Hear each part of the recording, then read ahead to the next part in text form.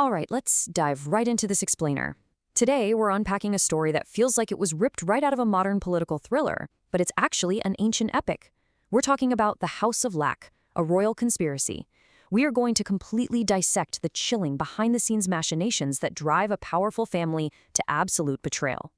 We're dropping right into the deep end with these incredibly chilling words from the wise royal advisor, Vidura.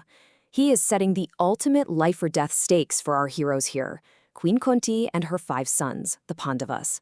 Vidura is warning them of a massive existential threat, basically saying the king himself is ready to cast aside absolutely all virtue just to eliminate them. Now, you've got to see the sheer malice of this group. King Duryodhana, Duhsasana, Karna, and Sakuni formed this evil conspiracy, and get this, with the explicit sanction of the king himself, to burn their own relatives alive. And their weapon of choice? A house made entirely out of lac, which is a highly flammable resin. It's basically the ancient equivalent of rigging an entire house with explosives. So, how exactly do you survive a death trap that's literally sanctioned by the throne? Well, you rely on the brilliant Vidura. He actually figured out the conspirators' wicked intentions just by reading the dark looks on their faces. Talk about intuition. Realizing the immediate, ticking clock danger, he secretly prepared a sturdy boat on the Ganges River. Then, under the total cover of midnight, Kunti and her children slipped away into the deep woods. But listen, this escape, it absolutely wasn't bloodless. The House of Lac was indeed consumed by fire, and it resulted in some incredibly grim collateral damage. An innocent, marginalized Nishada woman who just happened to be there seeking shelter tragically died in the flames along with her children.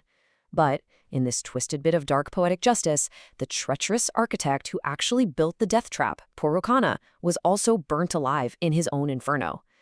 And this right here is where we see the terrifying, honestly almost absurd duality of royal politics. Look at the contrast. The everyday citizens are genuinely devastated. They're exceedingly sorry because they fully believe the Pandavas are dead. Meanwhile, King Dhritarashtra and his co-conspirators are putting on an absolute masterclass in fake PR. They're making this massive public show of grief, performing last honors, all while secretly popping the ancient equivalent of champagne. But wait, it gets crazier. Just how deep did this deception actually go? Well, the fact that messengers from Varanavata reported the tragedy back to the king using these exact congratulatory words completely exposes how universally known his dark desires were among his loyalists. They aren't offering condolences at all. They're actively cheering that his objective has been met and essentially telling him to go enjoy the kingdom. Which brings us to a massive pivot point in our explainer. We really have to stop and ask, what kind of environment breathes this level of familial assassination? What actually drives a family to burn their own flesh and blood? To understand the fire, we really have to look at the spark.